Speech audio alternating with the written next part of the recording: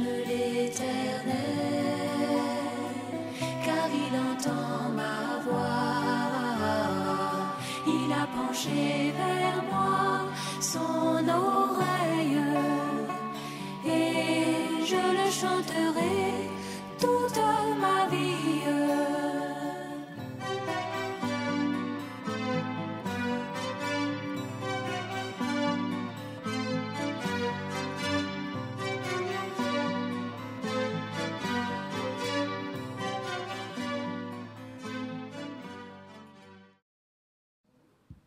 Notre joie a sa source dans ce qui est invisible aux incroyants. Alléluia. Un jour, il y a eu Golgotha. Sur la colline, Mont Calvaire, là où était le lieu des crânes de ceux qui ont été crucifiés avant. Sur cette colline-là, s'est élevé 3 croix. Et au milieu, c'était mon sauveur. Mon sauveur a pris ma place.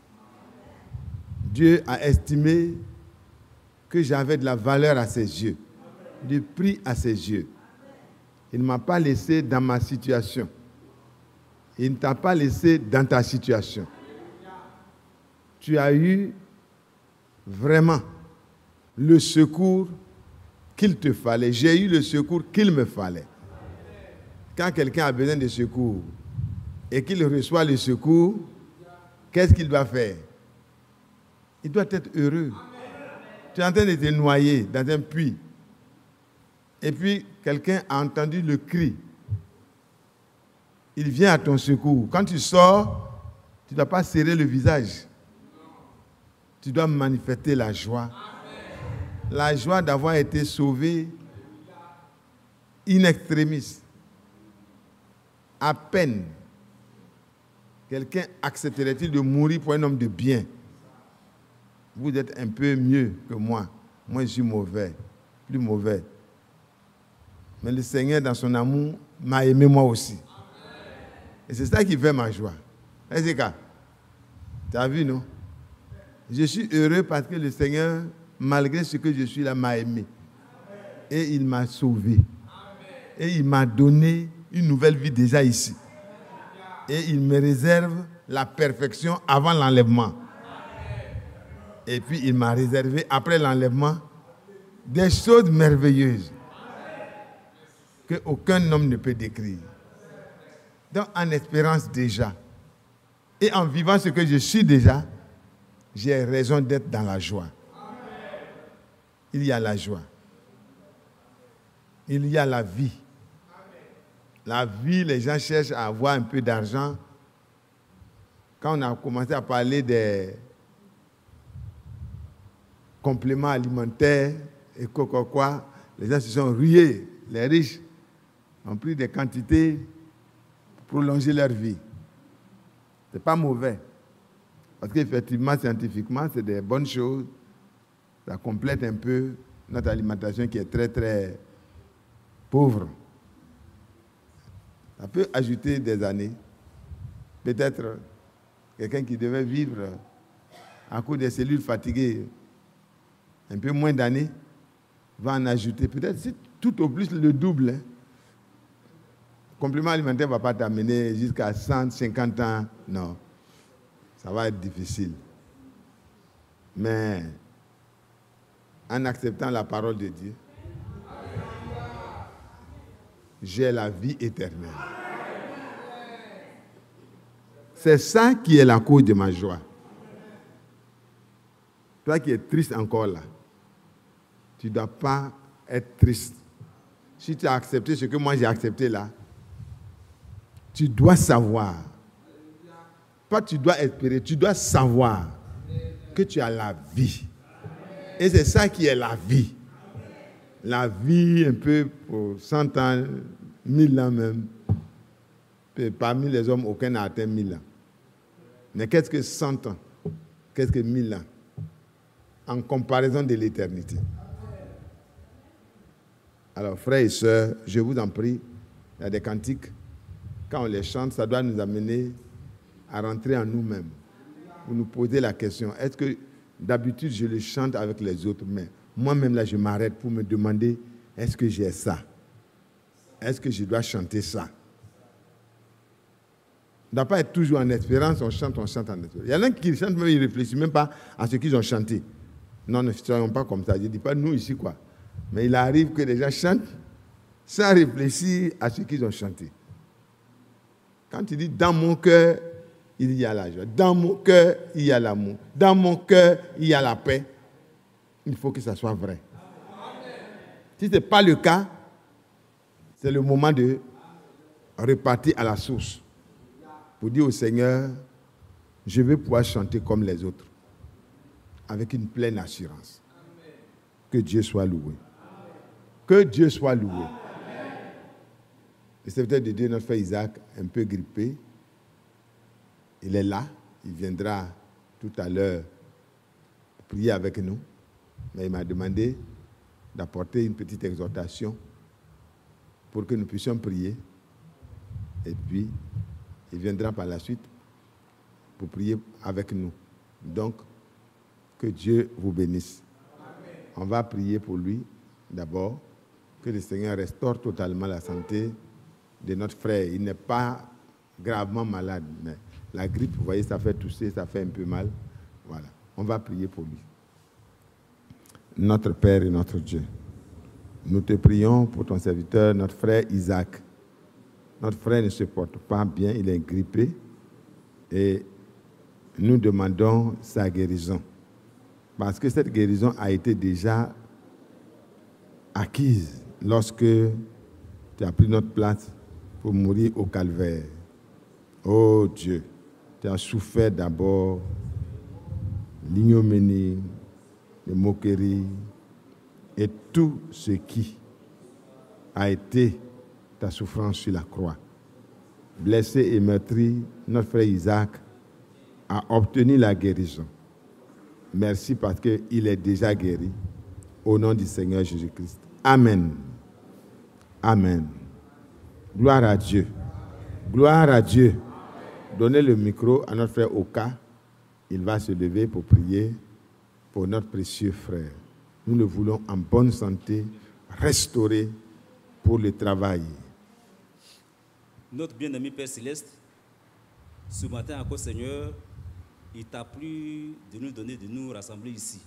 Nous t'en sommes reconnaissants. Alors que ton serviteur est grippé, notre Père, notre Dieu, je viens la voix à celle de mes frères pour te le confier, afin que, Seigneur, tu interviennes et que, Seigneur, il reçoive la guérison, sachant que c'est par tes bêtes que nous sommes guéris. Et nous croyons qu'il a déjà été. C'est pourquoi nous te disons merci. Merci parce que, Seigneur, tu l'établis. Et que, Seigneur, il sera encore là pour nous enseigner, en sorte que, Seigneur, nous soyons heureux. Seigneur, bénis-le, fortifie-le, guéris-le, au nom de Jésus-Christ. Amen. Amen. Dieu soit loué. Gloire à Dieu. On va se lever ensemble pour la lecture, la première lecture, et nous allons nous asseoir pour la suite. Prenons dans Hébreux au chapitre 6. Hébreux au chapitre 6.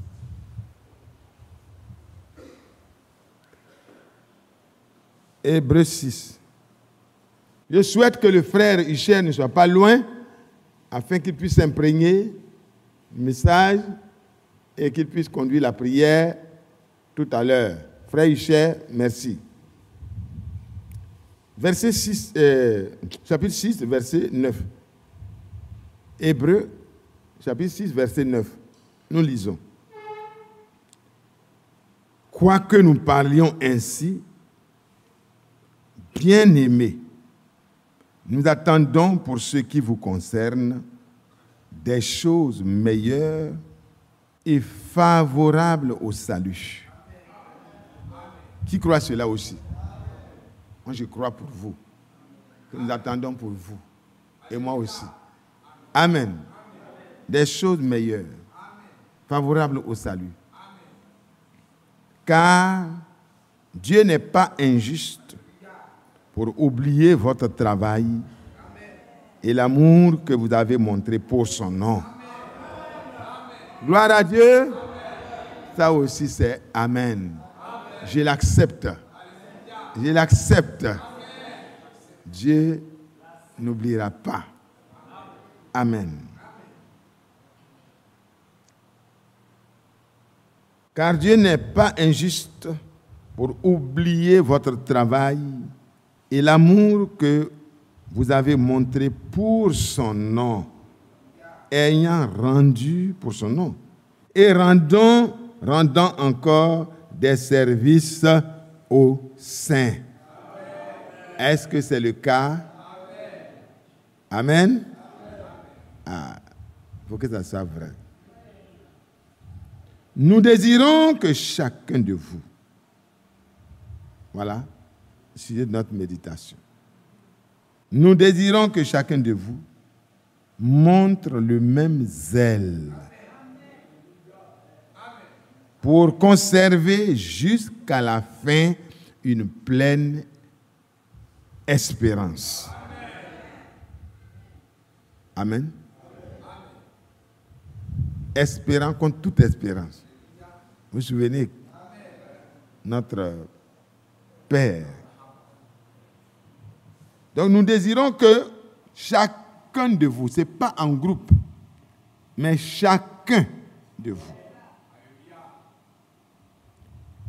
montre le même zèle pour conserver jusqu'à la fin une pleine assurance, une pleine espérance, en sorte que vous ne vous relâchiez point.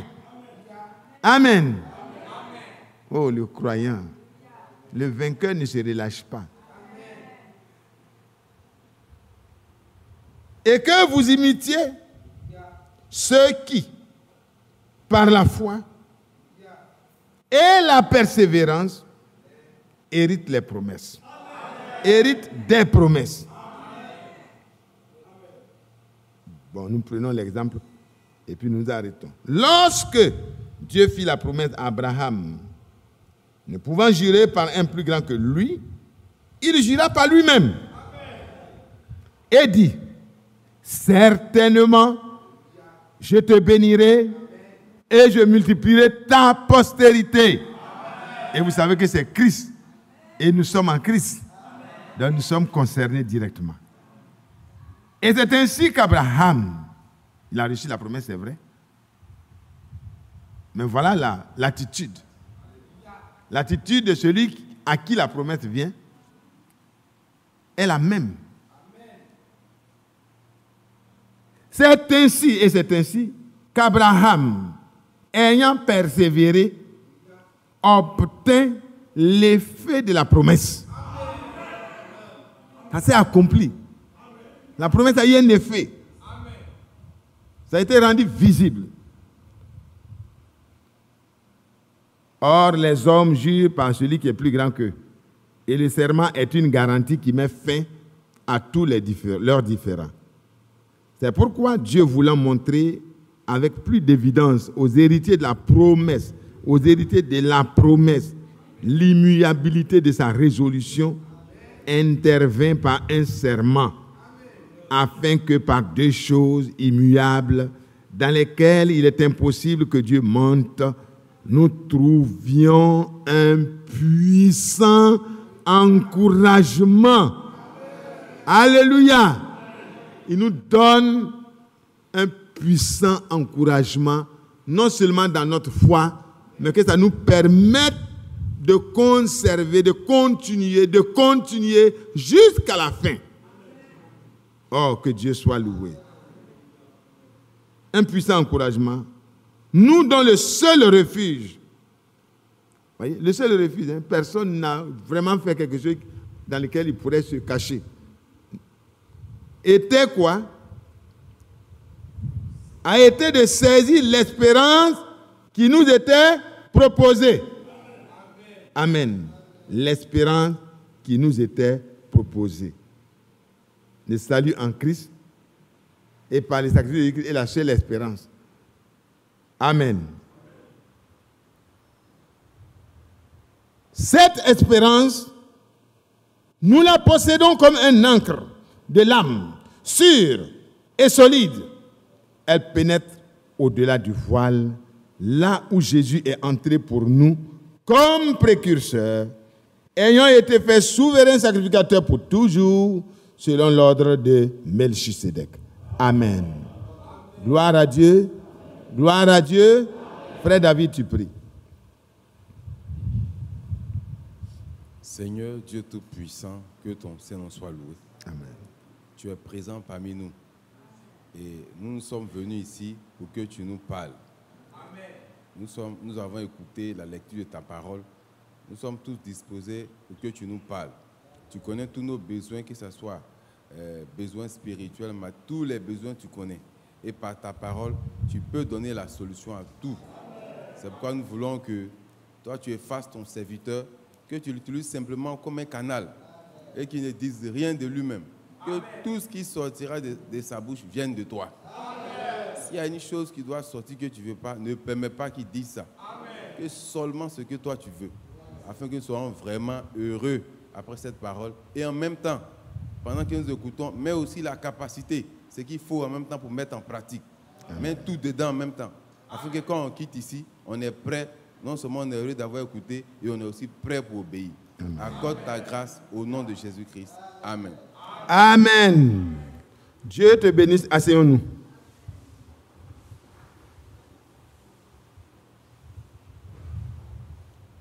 Voyez, l'apôtre Paul dit encore ici, dans Philippiens 3, verset 2, verset 1, deuxième partie, Philippiens 3, verset 1. Au reste, mes frères, réjouissez-vous dans le Seigneur. Je ne me lasse point de vous écrire les mêmes choses. Et pour vous, cela est salutaire. Ce que nous sommes en train de lire aujourd'hui, là, ce n'est pas les mêmes choses. Hein? Ça ne nous gêne pas de revenir et de vous rappeler les mêmes choses. Mais sachez que c'est salutaire. Parce que chaque jour, quand Dieu ramène et revient sur la même chose, c'est qu'il y a quelque chose à posséder encore. Quand nous partons au chapitre 2, le verset 12, voici ce qui est écrit. Ainsi, mes bien-aimés, comme vous avez toujours obéi, travaillez à votre salut avec crainte et tremblement, non seulement comme en ma présence, mais bien encore plus maintenant que je suis absent. Et voyez, nous avons lu ici que nous attendons, pour ce qui vous concerne, des choses meilleures et favorables au salut. Regardez ce que l'apôtre dit ici par le Saint-Esprit. Comme vous avez toujours obéi, travaillez à ce salut-là, avec crainte et tremblement. Et comment encore? Pas parce que des frères ou des serviteurs sont présents à côté de vous, mais quand il n'y a personne même à côté de vous. Continuez à faire le travail que Dieu vous exhorte à faire dans la foi sans regarder quelqu'un. Car c'est Dieu, voyez, qui produit en vous et moi le vouloir et le faire selon son bon plaisir. Amen. Nous attendons, pour ce qui vous concerne, des choses meilleures et favorables au salut. Est-ce que vous suivez bien? C'est Dieu qui, en chacun de vous et moi, va produire les choses qui sont favorables au salut. Il dit, c'est lui qui produit en nous le vouloir et le faire selon son bon plaisir. Est-ce que ça ne vous réjouit pas? Ce n'est pas quelque chose que toi tu peux fabriquer. Mais l'apôtre, sachant que le programme de Dieu arrivera à son terme, peut dire ici, quoique nous parlions ainsi, bien-aimés, nous attendons, pour ce qui te concerne, frère, pour ce qui te concerne, sœur, pour ce qui me concerne, des choses meilleures, des choses favorables, des choses qui vont nous permettre, nous aider à entrer dans la plénitude du salut. Parce qu'on est sauvé dans l'âme et dans l'esprit. Quand notre cœur est changé, quand notre esprit est changé, ça c'est la nouvelle naissance, c'est très bon. Quand l'Esprit de Dieu vient habiter dedans, c'est très bon. Mais à la fin, même notre corps mortel va participer au salut. Et nous attendons ça. Ces choses meilleures là et favorables là. Mais c'est Dieu lui-même qui produit en toi et moi par le moyen de sa parole créatrice. C'est lui qui crée par sa parole la volonté. Amen. Et aussi, il nous donne la capacité. Amen. Le pouvoir. Il nous rend capables. Non seulement il fait qu'on veut, mais pour venir ici, là, frère, il a fallu une volonté. Hein. Moi, je ne suis pas sûr que c'est parce qu'on n'a rien à faire. Mais il y a eu quelque chose qui a créé la motivation en toi. La volonté de venir n'est pas venue par toi-même. C'est la grâce de Dieu. C'est comme la repentance. L'enfant prodigue, il s'est retrouvé dans les problèmes. Et comme il est écrit dans le psaume 107, je crois, que les insensés se sont mis dans les problèmes. Mais dans leur détresse, ils ont crié à Dieu. Ce qu'on peut faire, c'est crier à Dieu. Mais qui va créer les conditions de son retour? C'est Dieu. C'est Dieu qui crée, qui met dans le cœur le vouloir. Le vouloir de mettre notre cœur à la disposition de Dieu, c'est Dieu qui a créé ça. Par son esprit et par sa parole. C'est ça qui fait que j'ai la pleine assurance que je ne vais pas être lâché par Dieu en chemin. Vous n'avez pas bien compris. On n'a rien fait. On n'a rien fait pour que Dieu vienne à notre secours comme il l'a fait. Amen. On n'a rien fait. Et ici, il dit,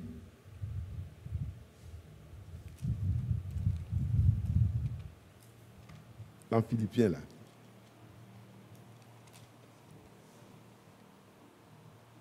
faites toutes choses sans murmure ni hésitation.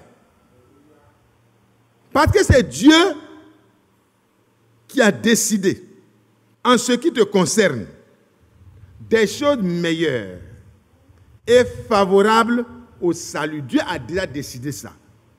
Pour ce qui te concerne, tu n'agis pas dans le hasard. Est-ce que vous suivez, frère? Un élu n'agit pas dans le hasard. Un élu n'agit pas par émotion seulement. Dans Ephésiens 2, verset 10, il est dit que Dieu a préparé des bonnes œuvres. Il a créé les conditions que nous puissions savoir quel est le chemin qu'on doit suivre. Quel est le travail qu'on doit faire aujourd'hui. Aujourd'hui, la bonne œuvre pour chacun de vous et moi, c'est de venir à la réunion de prière. Mais qui a créé ça? C'est Dieu. On pouvait être ailleurs, mais on est ici.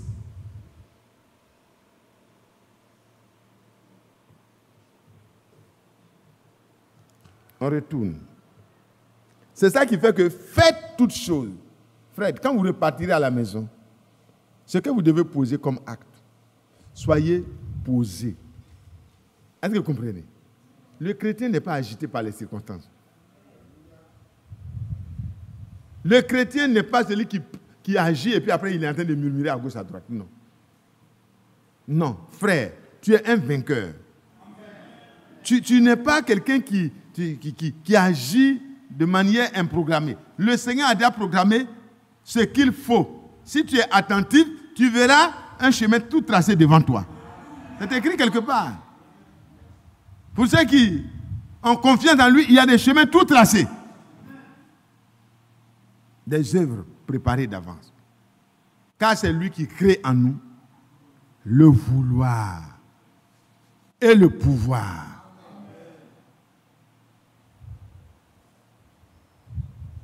Comment il a créé le vouloir en Pierre? Pierre n'était pas quelqu'un qui était disposé à suivre quelqu'un qui n'est pas un pécheur. Alors, au moins, il faut suivre quelqu'un qui est dans le même métier. pour se perfectionner. C'est pas vrai? Un charpentier et puis un pêcheur, il n'y a pas trop de choses en commun. Mais vous voyez que c'est Dieu qui crée en chacun de vous et moi le vouloir de le suivre. Le vouloir de faire la volonté de Dieu. Le vouloir d'accepter d'aller jusqu'à mourir pour lui, c'est le Seigneur qui met les conditions, qui crée les conditions. Il arrive, il demande le service à Pierre, il utilise sa barque pendant un temps. Tout ça, bon, c'est assez naturel pour quelqu'un qui est gentil de cœur, mais ça ne suffit pas pour le suivre. Alléluia. Ça ne suffit pas pour le suivre. Hein? Il a fini de rendre service, il va partir à la maison, il va dire, bon, il était très fatigué, mais il y a un monsieur qui m'a demandé service, je lui ai rendu service. Mais le Seigneur va aller plus loin, comme il allait plus loin te concernant.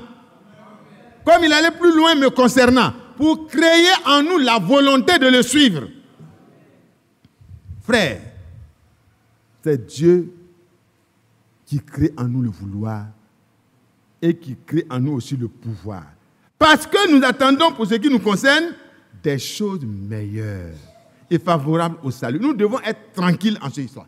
Parce que le Seigneur est l'auteur et le consommateur de cette foi qui a commencé en vous et moi. Qui a créé en Pierre? Il finit de prêcher. La prédication déjà a attiré l'attention de Pierre sur quelque chose de particulier qui se passe. Mais le Seigneur va lui donner encore plus de motivation. Il dit, Pierre, tu es dans le domaine de la pêche. Tu as besoin d'un peu pour aller nourrir ta famille. Je vais te montrer que je suis capable de t'aider. Va en eau profonde. Avec les dernières forces qui te restent. Après une nuit de pêche, quand tu as eu beaucoup de poissons, tu oublies un peu ta souffrance. Mais quand tu n'as rien eu, c'est assez fatigant. Et quand tu as encore le devoir de rester là pour garder la barque en équilibre pour que quelqu'un prêche, ce n'est pas facile. Il a fait tout ça. Les dernières fois qu'il reste, le Seigneur dit, va encore en eau profonde. Et Pierre s'en va en eau profonde. Et de cette eau profonde, le Seigneur lui dit, jette tes filets. Il jette ses filets. Ce n'est pas les filets éperviers là. Hein. C'est des filets qu'on dépose. Quand on dit jette tes filets là, c'est vraiment du travail. Et il finit. Ils sont en train de tirer. Il voit que c'est les gros poissons. Ils remplissent les barques au-delà de toute espérance. Pour jeter le filet, il fallait aussi de la confiance. La foi a commencé. Mais qui a suscité ça? C'est le Seigneur. Quand il a parlé, Pierre a commencé à se rendre compte que c'est un homme particulier. Quand il lui a donné l'ordre, celui qui ordonne et la chose vient à l'existence, il a parlé, il a ordonné, et Pierre a obéi. Et les choses surnaturelles se sont produites. Vous voyez, à partir de ce que Dieu a fait là, Pierre peut avoir désormais la volonté ferme de suivre une telle personne. Même s'il n'a pas un lieu où reposer sa tête, même s'il n'a pas là où dormir. Les nids, les oiseaux ont des nids, les renards ont des tanières, mais celui que vous êtes en train de suivre là, n'a même pas un endroit où reposer sa tête. Mais l'apôtre Pierre et tous les apôtres qui ont été appelés, Dieu lui-même a été celui qui leur a donné les moyens d'avoir cette volonté.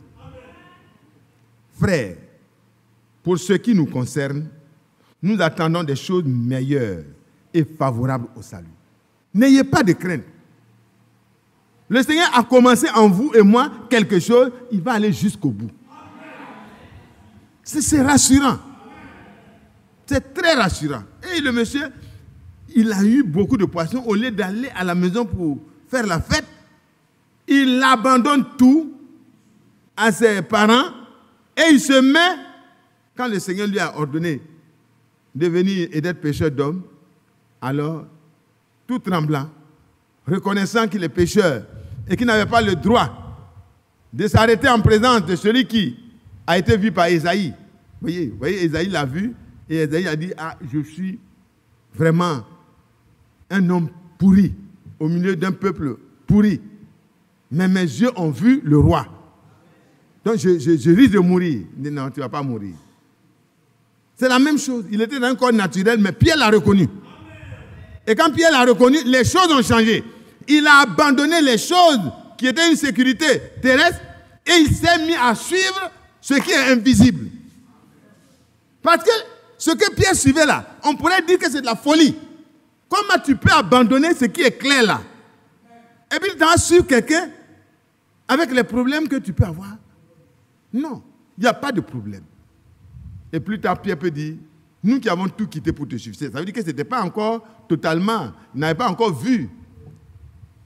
Voyez, la volonté était déjà là. Mais il n'avait pas tout compris encore. Le Seigneur va lui dire non. Plus tard, tu comprendras de quoi il s'agit. Ce matin, frère, les choses favorables au salut. Il faut regarder ce que le Seigneur va faire pour chacun de vous et moi. Verset 15. Afin que vous soyez purs et irrépréhensibles, sans murmure ni hésitation, afin que vous soyez purs et irrépréhensibles et purs, des enfants de Dieu irrépréhensibles au milieu d'une génération perverse et corrompue, parmi laquelle vous brillez comme des flambeaux dans le monde, en portant la parole de vie. Frère, nous retournons à notre verset. Pour ce qui te concerne, pour ce qui me concerne, nous attendons des choses meilleures et favorables au salut. Ce n'est pas cette vie que je mène, ce n'est pas cette vie que tu mènes là, qui est le but final de Dieu. Il crée le vouloir et il donne aussi le pouvoir d'être ce qu'on veut être dans le Seigneur.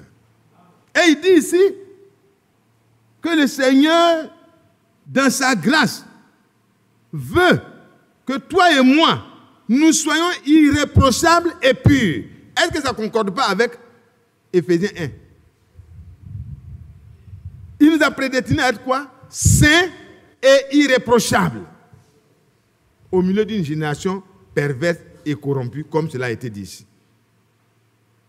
Ce n'est pas meilleur que tout l'argent? Ce n'est pas meilleur que tout l'or? Des choses favorables au salut. Parce que, frère, personne ne peut aller dans ce royaume-là en ayant les éléments qui concernent la nature dans laquelle nous sommes, la nature pécheresse et corrompue. C'est pourquoi le Seigneur, dans son amour, s'est disposé à venir créer en toi la volonté de marcher selon la parole de Dieu. Et aussi, il nous donne le pouvoir de le faire.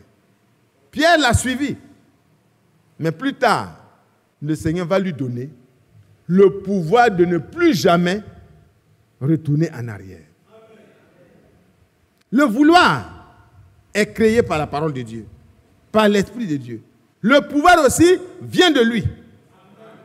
C'est pourquoi nous pouvons dire avec assurance, nous attendons, bien-aimés, pour ce qui vous concerne, des choses meilleures et favorables au salut.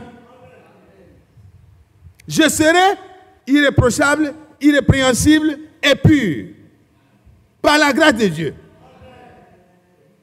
Regarde ta vie, mais regarde ce que Dieu a comme objectif pour toi. Quand je regarde ça, ça m'encourage. Les choses favorables au salut. Le Seigneur a déjà préparé le chemin. Il montre devant ceux qui le craignent des chemins tout tracés. Il ne marche pas dans le tâtonnement. Au départ, on le cherche en tâtonnant. Mais quand le Seigneur se révèle à nous, nous savons où nous allons. Ce soir, frère, souviens-toi que ce qui est favorable à ton salut, ce qui est meilleur pour ton salut, ton perfectionnement, Dieu a déjà disposé cela pour toi. Des serviteurs de Dieu disposés à venir tous les jours. Quand je regarde le vieux, notre papa, notre pasteur, il fait tous les efforts pour être là, même quand il est malade. Pourquoi? Parce que Dieu a disposé pour ce qui te concerne, les choses meilleures et favorables à ton salut. Quand tu regardes le frère Franck, avec l'âge qu'il a, il continue de prêcher la parole de Dieu comme un jeune homme. Pourquoi? Parce que Dieu a disposé pour toi et moi, en lui et au travers de lui et des autres, voyez, des choses meilleures et favorables au salut. Pendant que les gens mangent les miettes, nous sommes servis à la table du Seigneur. De la meilleure nourriture. Pourquoi? Parce que Dieu a en vue pour toi et moi les choses meilleures et qui vont nous favoriser.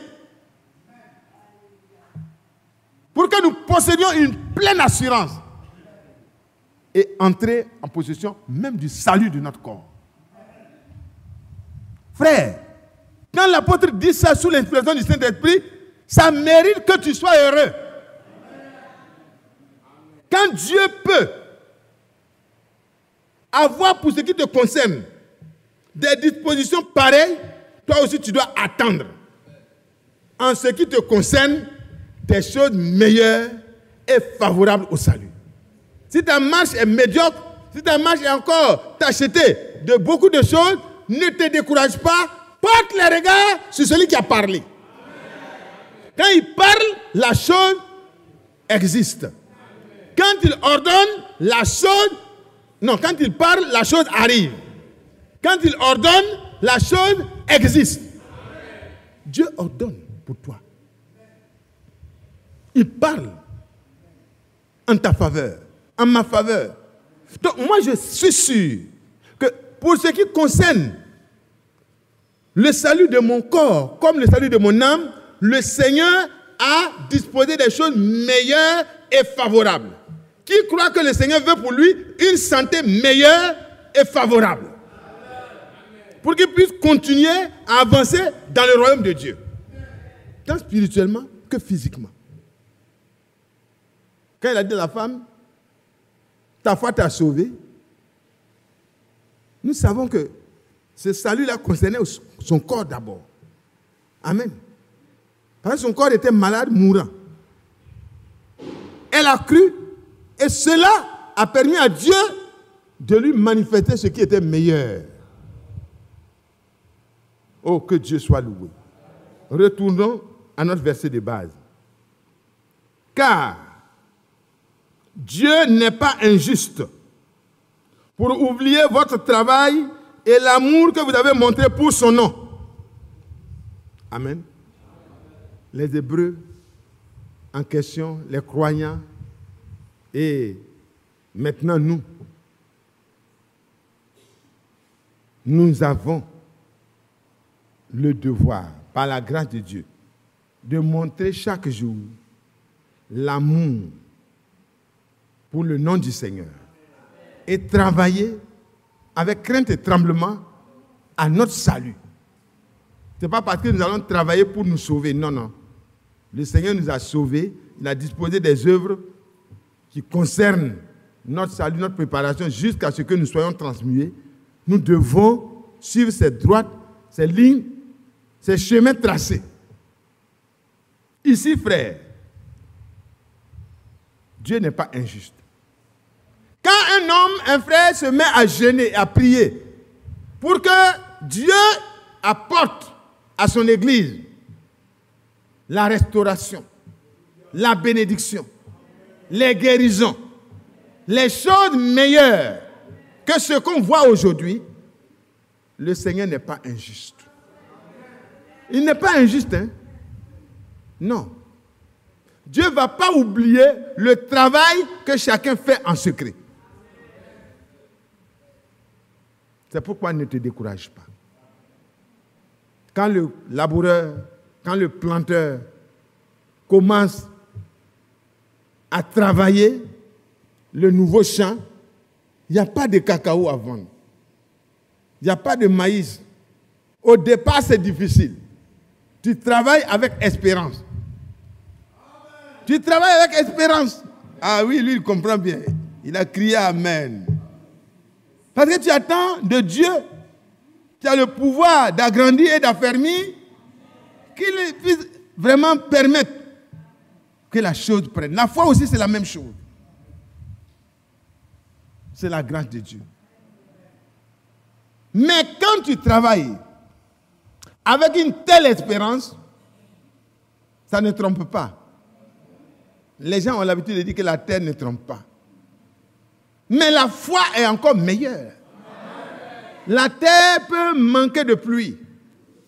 Mais la foi, cette ferme assurance dans ce que Dieu nous a promis en parlant, frère, elle est sans désillusion. Aucune désillusion ne peut venir. Au contraire, nous avons l'assurance que celui qui a parlé va accomplir. Ici donc, frère, ne nous décourageons pas. Si tu apprends qu'un frère a un problème, prends ça, mets dans ton cœur, va devant Dieu. Si tu peux jeûner, si tu peux prier, il faut le faire. Dieu n'est pas injuste pour oublier ce que nous allons faire, le travail et l'amour que nous avons pour son nom. Parce que je connais le frère Isaac, comment? C'est dans le nom du Seigneur Jésus que je le connais.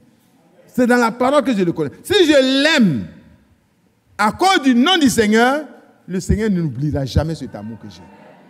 Parce que Dieu n'attend pas qu'on vienne rendre témoignage. Dieu regarde dans le cœur. C'est ça qui me plaît.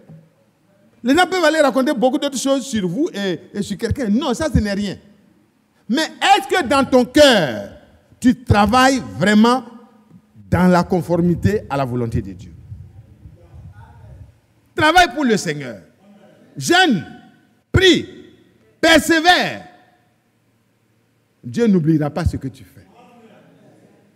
Si tu as un problème dans l'église, ne sois pas indifférent. Dieu n'oubliera pas le travail et l'amour que tu as pour son nom.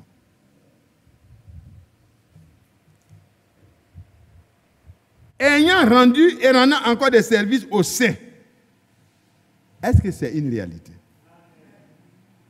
Est-ce qu'il t'arrive, à toi aussi, de rendre des services aux saints? Quand ils mettaient tout en commun, ce n'est pas forcément l'argent. Tu peux ne pas avoir de l'argent pour déposer.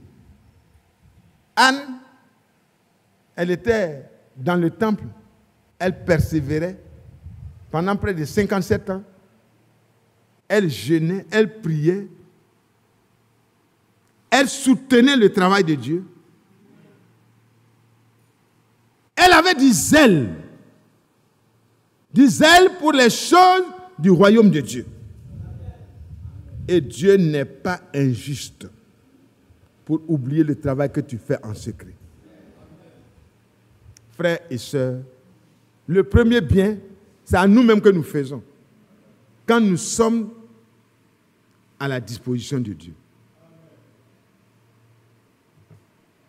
Nous désirons que chacun de vous montre le même zèle pour conserver jusqu'à la fin une pleine espérance. Chacun de vous. Là encore, on revient à la position individuelle. Pierre a pris une décision individuelle. Paul aussi a pris une décision individuelle. Les apôtres, un à un, ont été appelés individuellement. Même ceux qui étaient de la même famille ont eu un appel individuel. Et chacun a continué le travail. Peut-être ils étaient ensemble, mais chacun avait une position personnelle. Cet après-midi, le Seigneur désire, au travers de sa parole, que chacun de nous montre le même zèle. Le même zèle que tu as eu au commencement là.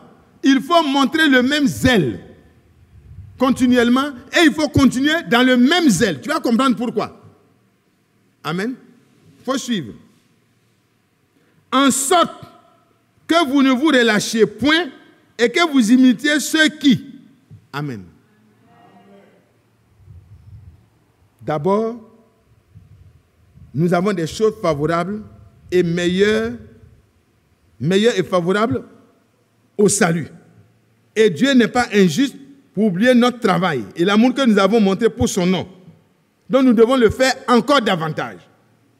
Nous devons rendre des services aux saints.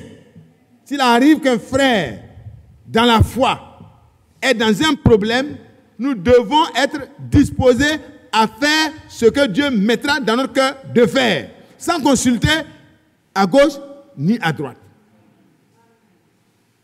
Et ici, il dit, nous désirons que ce zèle-là soit conservé. Montrez le même zèle et conservez ce zèle-là jusqu'à la fin. Afin d'avoir une pleine assurance, une pleine espérance. En sorte que vous ne vous relâchez point et que vous imitiez ceux qui, par la foi et la persévérance, héritent les promesses de Dieu. Ceux qui, par la foi et la persévérance, héritent les promesses de Dieu. C'est là que je veux qu'on s'attarde un peu.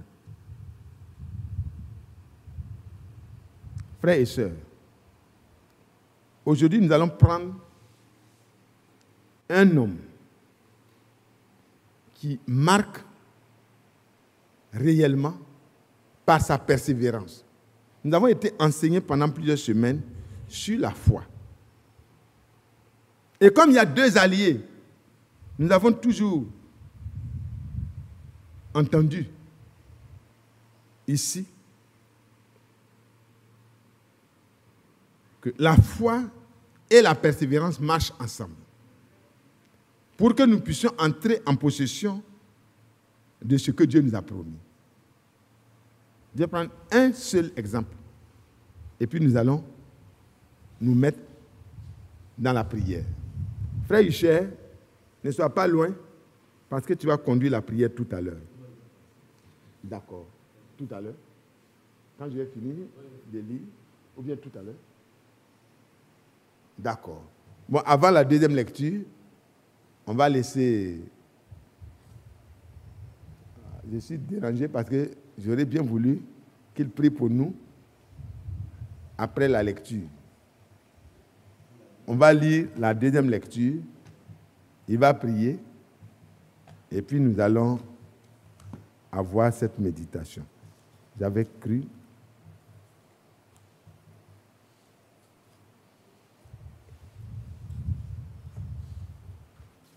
Nous partons dans 2 Rois.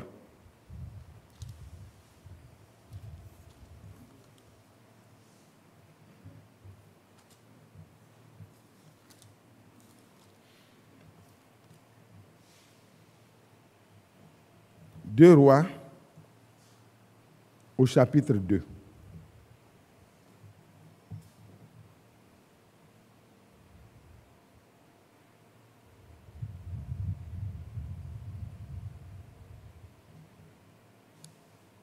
On va se lever pour lire cette partie et le frère va prier pour nous.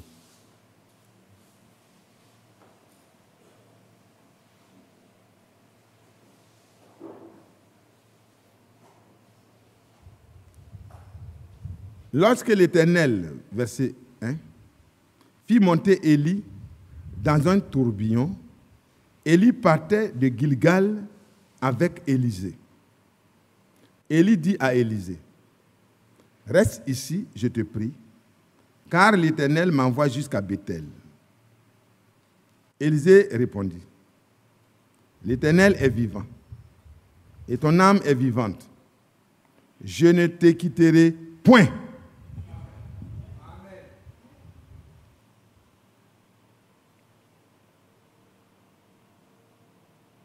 Ils descendirent à Béthel. Première étape. Les fils des prophètes qui étaient à Béthel sortirent vers Élisée et lui dirent, « Sais-tu que l'Éternel enlève aujourd'hui ton maître de dessus ta tête ?» Et il répondit, « Je le sais aussi, taisez-vous. » L'information pouvait le décourager pour qu'il ne continue pas le chemin.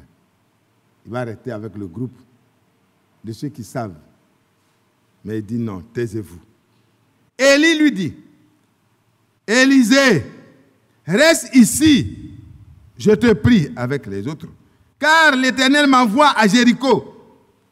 Il répondit, l'Éternel est vivant et ton âme est vivante. Je ne te quitterai point. zèle et persévérance. Oh, c'est bon. Les fils des prophètes qui étaient à Jéricho s'approchaient d'Élisée et lui dirent, sais-tu que l'Éternel enlève aujourd'hui ton maître au-dessus de ta tête? Il répondit, je le sais aussi, taisez-vous. Élie lui dit, reste ici, je te prie, car l'Éternel m'envoie au Jourdain. Il répondit, l'Éternel est vivant et ton âme est vivante. Je ne te quitterai point. Ils poursuivirent tous deux leur chemin. 50 hommes d'entre les fils des prophètes arrivèrent. Peut-être ils ont suivi jusqu'ici toutes les étapes. Ils arrivèrent et s'arrêtèrent à distance, vis-à-vis. Et eux deux s'arrêtèrent au bord du Jourdain. Alors Élie prit son manteau, le roula et en frappa les eaux qui se partageaient ça et là. Ils passèrent tous deux à sec. Lorsqu'ils eurent passé, Élie dit à Élisée, demande ce que tu veux que je fasse pour toi avant que je sois enlevé d'avec toi. Amen. Lorsqu'ils furent passés, Élisée répondit, qu'il y ait sur moi, je te prie, une double portion de ton esprit. Amen. Frère Isaac, tu vas prier pour nous. Viens ici.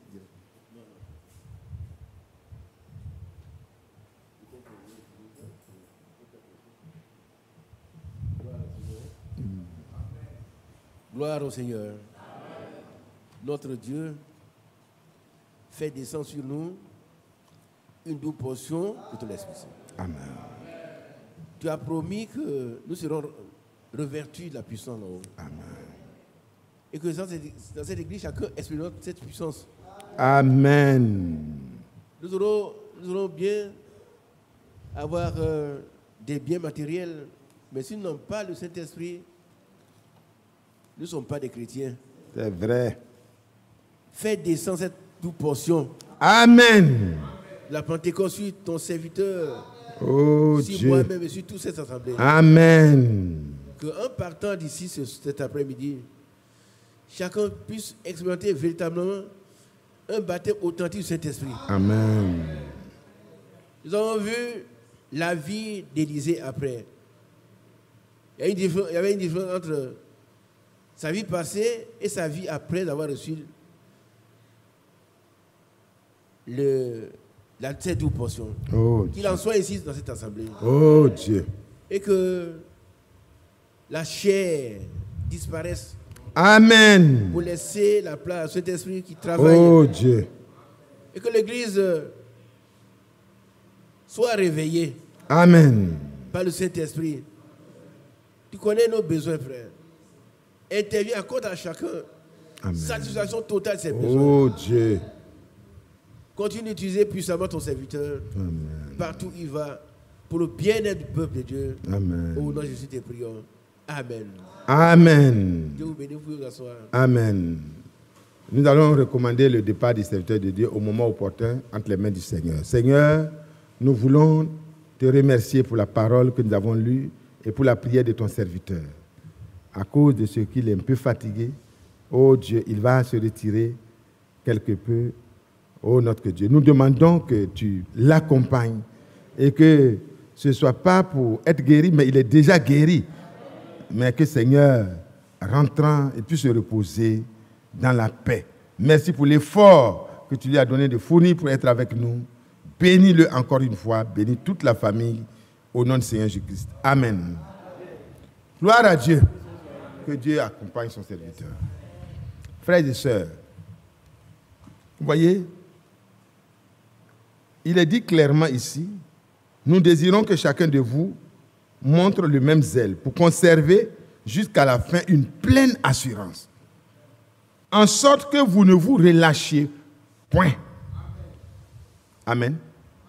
Que vous ne vous relâchiez point dans l'objectif que vous poursuivez là. Que vous ne vous relâchiez point. en écoutant à gauche, en écoutant à droite, vous pouvez vous relâcher. Mais ici, que vous ne vous relâchez point et que vous imitiez ceux qui, par la foi et la persévérance, héritent des promesses de Dieu. Amen. Abraham a été pris comme un exemple. Et nous avons vu que Dieu a promis à Abraham et aux héritiers de la même promesse. Tous ceux qui, dans tous les âges, vont avoir la foi d'Abraham par rapport à une promesse que Dieu a faite, ces personnes auront la même récompense. Ils recevront l'héritage de ce qu'ils ont promis, ce qui leur a été promis. Ici, frère, voilà l'exemple d'un frère. Un frère, amen. Un bien-aimé qui a eu un jour à être appelé par le Seigneur, à le servir, comme vous et moi, nous avons été appelés à servir le Seigneur. Qui croit qu'il a été appelé? Je n'ai pas dit que vous avez été appelé au ministère. Non, non. Nous avons eu un appel à suivre le Seigneur. Et chacun a un travail à faire dans le corps de Christ. Élisée était quelqu'un qui était en train de labourer et le serviteur de Dieu est passé à côté de lui. Il a jeté son manteau sur lui. Il a dit, suis-moi. Amen. Et il a sacrifié les bœufs qu'il avait avec les charrues, tout ça. Il a fait une offrande à Dieu. Il a sacrifié tout ça. Et puis, il est allé voir sa famille et il a commencé à suivre le prophète. Ça, c'est un acte de foi, frère. Ça prouve qu'il a répondu à l'appel de Dieu et il a commencé à suivre Dieu par la foi. Il n'y avait rien d'autre que la parole qui est sortie de la bouche de Dieu au travers du prophète qui pouvait l'attirer, c'est tout. Il avait vu ce prophète travaillant et il savait que Dieu était avec lui. Il était celui qui portait la voix de Dieu aux hommes. Et quand ce jour-là, le Seigneur se tourna vers lui et l'appela au travers de ses serviteurs, qu'est-ce qu'il a fait? Il a tout quitté, il a tout sacrifié et il s'est mis à suivre. Qui croit que le Seigneur l'a appelé à tout quitter pour le suivre en vue du salut? Qui croit cela? Moi, je crois que chacun de nous. Mais c'est individuel. Donc, vous avez la foi. Ça veut dire à prêcher sur la foi. C'est une ferme assurance. Des choses qu'on espère. Alléluia. On est pleinement assuré que si Dieu a dit une chose, la chose est vraie. Si Dieu dit que par ses mains je suis guéri, je suis vraiment guéri. S'il me dit qu'il a préparé une demeure céleste pour moi, même si je n'ai pas eu de maison sur la terre, je sais que pour lui là c'est sûr. Même si j'ai possédé des maisons en grand nombre sur la terre, je sais que ça c'est provisoire. Mais pour lui là c'est sûr. Avec ou sans maison, ce n'est pas un problème. Riche ou pas riche, ce n'est pas un problème. Mais ce qui attache mon cœur doit être ce que Dieu a promis. Voilà un homme qui avait vraiment, parce qu'avoir beaucoup de bœufs comme ça pour labourer, on n'a pas dit 2 bœufs. Hein. Il en avait combien de pères? En tout cas, plusieurs pères. Je ne vais pas retrouver. Si quelqu'un pendant ce temps peut me chercher ça, à l'appel d'Élisée là, il faut me chercher ça. Vous allez voir qu'est-ce qu'il a quitté. Et monsieur Élisée, notre frère Élisée, se retrouve à suivre un prophète qui n'avait même pas de richesses à partager avec lui. Mais le Seigneur agissait au travers d'Élie. Et c'était la chose, c'est-à-dire la vie de tout le peuple d'Israël était centralisée dans la parole de Dieu qui sortait de la bouche de ce prophète. Vous vous rappelez du Carmel.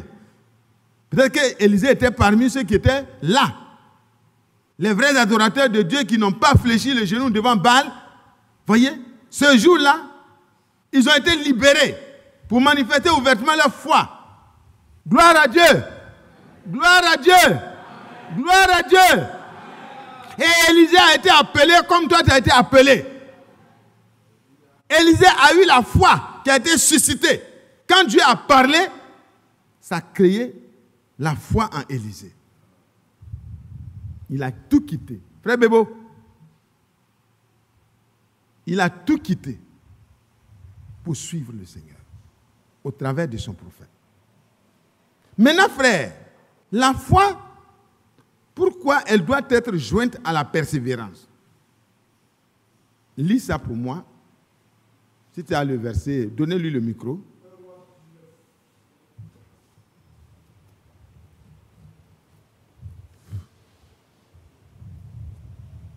Un roi 19. 1 roi 19, ok. Élie partit de là et il trouva Élisée, fils de Shaphat, qui labourait. Il y avait devant lui 12 paires de bœufs. 12 paires de bœufs. Et il était avec la C'est un 12e. grand agriculteur. Élie s'approcha de lui et il jeta sur lui son manteau. Élisée, quittant ses bœufs, courut après Élie et dit: laisse-moi embrasser mon père et ma mère et je te suivrai. Et lui répondit: va et reviens, car pense à ce que je t'ai fait. Après s'être éloigné d'Élie, il revint prendre une paire de bœufs qu'il offrit en sacrifice. Avec l'attelage des bœufs, il fit cuire leur chair et la donna à manger au peuple. Puis il se leva, suivit Élie et fut à son service. Amen. Alléluia. Il a quitté sa ferme. Il a quitté sa plantation, on le dirait ici. Il a quitté son champ. Et il s'est retrouvé, après avoir sacrifié une paire de bœufs. Il a laissé les 11 paires, ses parents vont se débrouiller avec ça.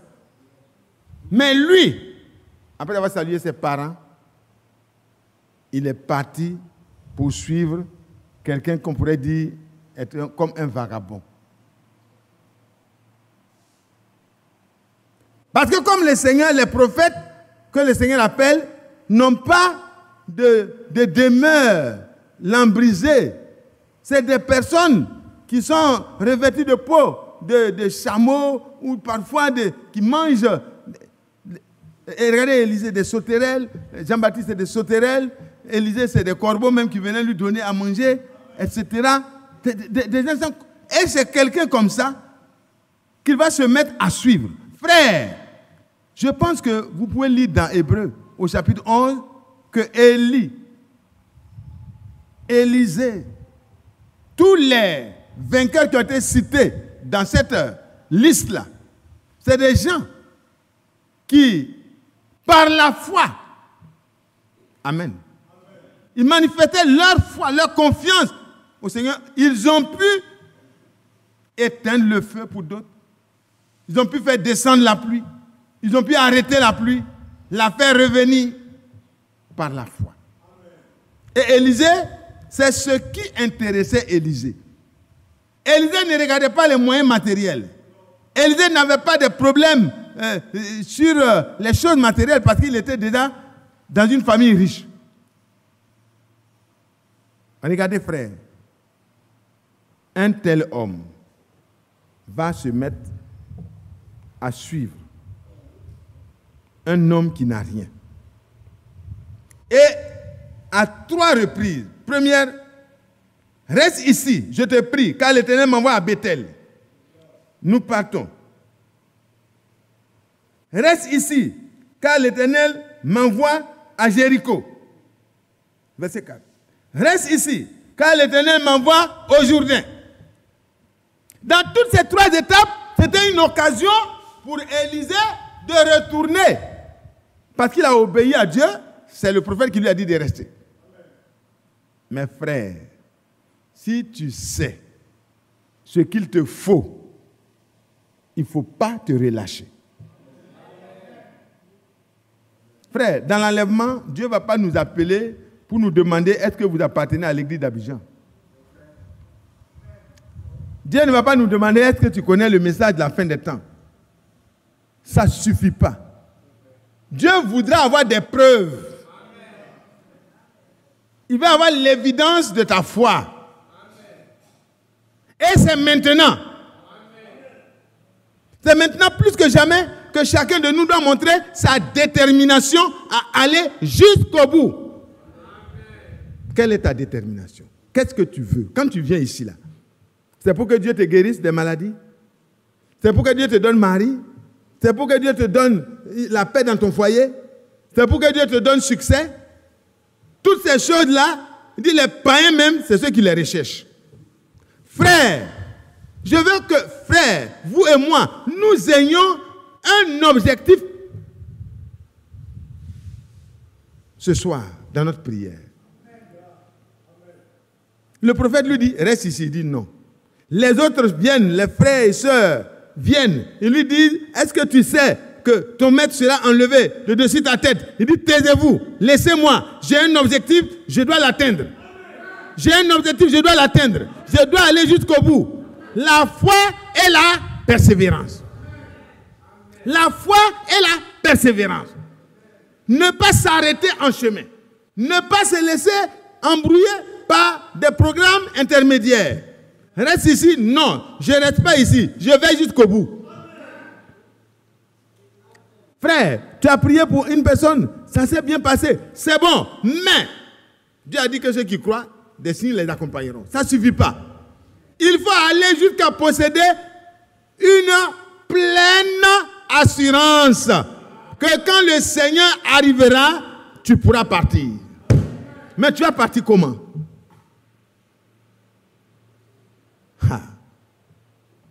Voilà, Élisée savait que Élie va partir.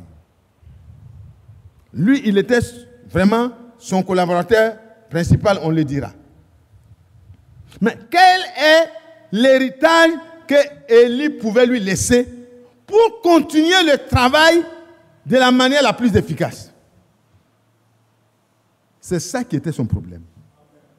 Toi, frère et sœur, quelle est la chose qu'il te faut pour que le message de la fin des temps que le Seigneur nous a transmis là, tu puisses le présenter de la manière la plus efficace?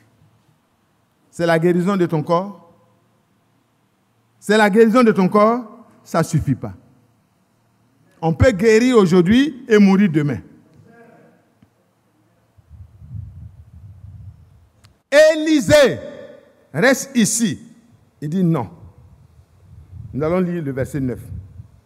Frère, à vous, lève-toi, tu lis le verset 9. Nous allons lire le verset 9.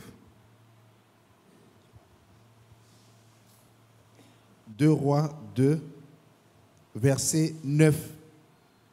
Lorsqu'ils eurent passé, Élie dit à Élisée, demande ce que tu veux que je fasse pour toi avant que je sois enlevé d'avec toi. Arrête-toi ici. Vous voyez, frère, même le miracle de l'ouverture du Jourdain, là, c'était pas, ça n'a pas distrait. C'était important, hein? Ça n'a pas distrait Élisée. C'est pas arrêté là pour dire, oh là, vraiment, nous avons le vrai prophète de notre temps. Vraiment, gloire à Dieu pour le messager de notre temps. Gloire à Dieu pour les serviteurs fidèles et prudents. C'est une grâce que Dieu a envoyé ces deux ministères majeurs. Parce que sans l'envoi de ce prophète, on serait toujours dans les dénominations. Mais sans l'envoi du serviteur fidèle et prudent, nous n'aurions pas connu ce message. Donc les deux ministères sont des ministères majeurs, au-dessus des autres ministères. C'est clair, frère. Et quelqu'un qui se détourne de ces deux ministères, il n'a rien. Il n'a plus rien. Donc chacun de nous doit rentrer dedans, en bas. Élisée voulait rester en bas. Alléluia. Il dit, Seigneur, je ne veux pas autre chose que de rester là. Ce que tu as manifesté au travers de ton serviteur là, je veux que quand il va partir, je puisse continuer ça. je puisse rester dans ça, je puisse marcher dans ça, je puisse laisser le même témoignage pour que les gens ne parlent pas mal du message que tu as donné. Le Seigneur a ramené le peuple d'Israël sur le mont Carmel à la foi au vrai Dieu. Mais il fallait maintenir et affermir cela. Gloire à Dieu. Il dit, le travail là, je ne pourrais pas le faire sans avoir la double portion. Il dit, moi, je suis trop faible. Élie, avec la portion, ça suffisait. Mais moi, je suis trop petit. Il me faut 2 fois. Est-ce que vous comprenez? Moi, ça a été une difficulté pour moi au départ. Hein. Je dis, mais pourquoi lui, il veut 2 fois?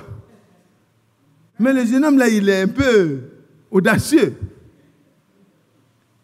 David, attends, moi, je t'apprends quelque chose, et puis tu dis que tu veux être 2 fois supérieur. Non, il n'a pas dit 2 fois supérieur. Alléluia. Il voyait qu'il était trop faible. Il lui faut 2 fois pour faire le même travail. Oh là là. Il dit, si je te suis, on me parle, je ne suis pas distrait là. Je veux ce qui est sur toi là. L'Esprit de Dieu qui te conduit pour que tu nous apportes les choses telles que ça se fait là. Je veux ça 2 fois pour être sûr que je réussirai le travail. Frères et sœurs, est-ce que ce n'est pas nécessaire pour vous et moi? Prenez, le Seigneur lui-même, il en a parlé. Et Élisée ne va pas s'arrêter. Il a continué. Les étapes se sont multipliées. Il a poursuivi. 3 fois. On lui pose la même question. On lui dit de rester. Il dit non. Je vais retourner. Sans ton esprit, je vais aller faire quoi? Je vais aller dire quoi? Mais toi, frère, toi, sœur, tu vas donner quel témoignage chez toi sans l'Esprit de Dieu pour confirmer la parole de Dieu? Il n'a pas dit d'aller prêcher. Ce n'est pas à nous tous qu'il est donné de prêcher. Mais frère, nous sommes tous prédestinés à être des témoins. Et un témoin ne peut pas parler de choses qu'il n'a pas vécues. Il faut que tu vives la vie de Dieu. Il faut que l'Esprit de Dieu soit en toi. Pour que tu parles de Dieu. Avec assurance. Avec une pleine assurance. Avec un zèle conservé jusqu'au bout. Élisée, mais pourquoi une telle demande? Il dit, demande ce que tu veux. Élisée, tu me poursuis comme ça, tu as persévéré jusqu'ici là. Qu'est-ce que tu veux? Il dit, c'est pas long. Prière là, c'est pas long. Alléluia. Vous qui avez envoyé beaucoup de sujets là, aujourd'hui la prière là, sera pas longue. Frère Hicher, notre prière là, notre sujet là, on va tout raccourcir. À 16h, peut-être qu'on sera en train de partir. Parce que chacun va poursuivre ça à la maison. Nous sommes des Élysées. Nous avons reçu la démonstration du mont Carmel. Le Seigneur a envoyé la même colonne de nuée. Il a répondu à la prière de son service. Il a fait des choses qui n'ont jamais été faites dans les autres générations. Et frère, le but de Dieu, c'est d'attirer notre cœur à lui. C'est de permettre que nous ayons une foi qui n'est pas mitigée, une foi ferme. Qu'il y a un seul qui mérite l'honneur, la gloire, la louange, la magnificence. Et l'élévation, c'est Jésus-Christ. C'est lui seul. Nous, tous les humains qui cherchons à nous élever, nous sommes des néants. Nous sommes des néants. Lui seul. Et pour qu'il soit élevé, ce n'est pas par un prédicateur, c'est par son esprit. Son esprit seul. Il a suivi, il a regardé, il dit non. La force d'Élisée, c'est le Saint-Esprit. Les miracles qu'il fait là, ce n'est pas lui, c'est le Saint-Esprit. L'enfant qui est ressuscité, ce n'est pas parce qu'il s'est penché sur l'enfant, non, c'est l'Esprit qui est en lui. Alléluia. Quand le feu est descendu du ciel, c'est parce que sa foi était accompagnée de la puissance du Saint-Esprit. Il avait foi dans tout ce que Dieu dit. Mais qu'est-ce qui faisait que sa foi était si ferme? Oh là là. Donc, il a suivi, il dit, bon, s'il me donne l'occasion de demander, je ne demanderai qu'une seule chose. Frère, nous sommes à la fin de la fin des temps. Le message qui a été envoyé, c'est pour ramener notre foi, pour qu'elle soit conforme à celle des premiers chrétiens.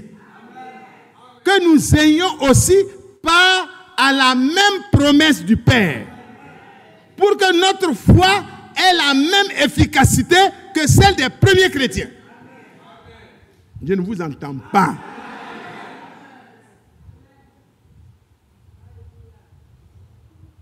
Et là on dit, bon, on a déjà le message, ça suffit. Ça ne suffit pas. Le message conduit au scellement. Le frère Franck, vous pensez que c'est par sa force qu'il arrive à faire ce qu'il fait là? Il a dit, quand il a été converti, Dieu lui a donné quoi? Dieu l'a baptisé de son esprit et l'a propulsé sur le champ. Et après, plus tard, le même Saint-Esprit l'a conduit à aller rencontrer le prophète. Et quand il a rencontré le prophète, le même Saint-Esprit l'a conduit. Et plus tard, en 62, les choses ont été clairement établies pour qu'il sache qu'il a un rôle, il a un appel, il a un mandat. Toi aussi, tu n'as pas le même appel, tu n'as pas le même rôle, tu n'as pas le même mandat, mais tu as le devoir d'être un témoin de Jésus-Christ dans ta génération. Ça ne doit pas être la même chose comme avant. Il y avait l'église qui était là. Les prophètes, ils sont arrêtés, la représentation, ils se sont arrêtés devant le Jourdain. Ils ont été témoins de la puissance de Dieu. Mais ils n'ont pas été participants. Ils se sont arrêtés là. Élisée ne pouvait pas s'arrêter là et regarder le miracle seulement et voir sommet. Non, il lui faut la chose.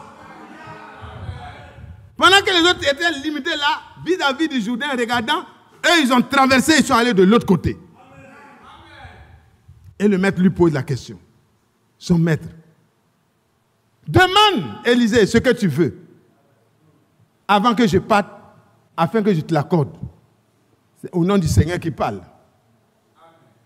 Lis la réponse. Élisée répondit, qu'il y ait sur moi, je te prie, une double portion de ton esprit. Amen. Répétez. Répétons.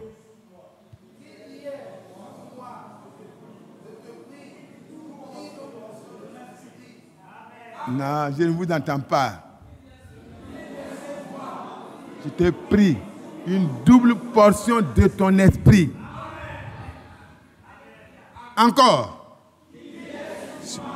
Je te prie, une double portion de ton esprit. Elle dit, prie pour moi pour que ce qui est sur toi là, Dieu me donne ça 2 fois. La double portion. C'est la même chose, hein, mais en double portion parce que je suis trop petit. Pas écrit comme ça. Hein.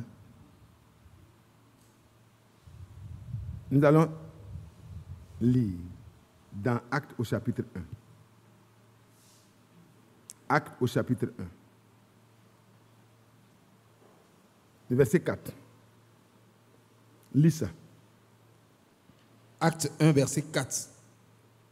Comme il se trouvait avec eux, il leur recommanda de ne pas s'éloigner de Jérusalem, mais d'attendre ce que le Père avait promis. Ce que je vous ai annoncé, leur dit-il. Amen. Vous regardez, frère, les disciples ont suivi le Seigneur comme Élisée a suivi son maître. Ils ont suivi le Seigneur, Et après la mort, le Seigneur est sorti du tombeau. 40 jours, il est resté avec eux. Il est allé jusqu'au 40e jour à la fin. Il est avec ses disciples. Et il leur dit, ce que le Père a promis là, c'est ça qu'il vous faut. Dans le chapitre 15 de Jean, il a parlé clairement de l'Esprit qui allait venir les conduire dans toute la vérité. De 15 à 16. Mais ici, avant de s'en aller, à l'ultime séparation, alléluia, exactement comme dans le cas d'Élisée, ils étaient, oh là là, c'est merveilleux. La chose qui était nécessaire pour qu'ils réussissent la mission d'aller par tout le monde et d'être témoins de Jésus-Christ, c'est ce qu'il va leur promettre encore. Et ce soir, frère, ce n'est pas autre chose qu'il nous faut. S'il y a des problèmes dans les assemblées, beaucoup de choses qui se passent, frère, ça doit nous permettre de chercher ce qu'il y a de meilleur. Venir au message, c'est un pas. Croire au ministère de frère Branham et de frère Frank, c'est vraiment un bon pas. Mais ce ministère-là nous amène où?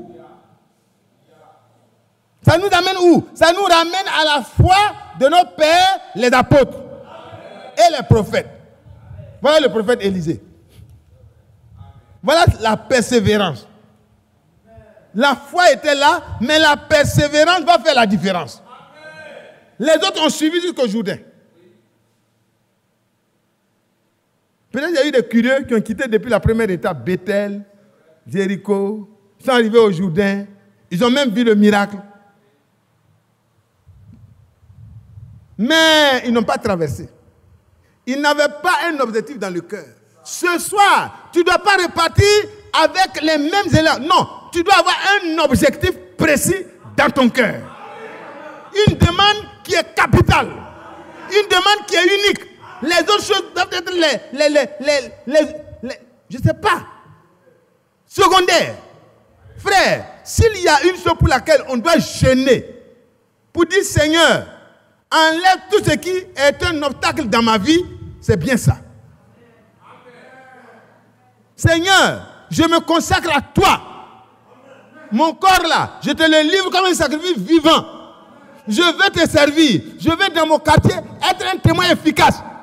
Je veux parler avec toi avec une pleine assurance.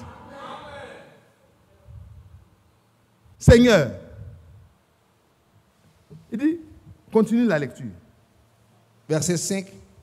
Car Jean a baptisé d'eau, mais vous, dans peu de jours, vous serez baptisés du Saint-Esprit. Amen. Alors, les apôtres réunis lui demandèrent. Vous voyez des choses qui peuvent distraire.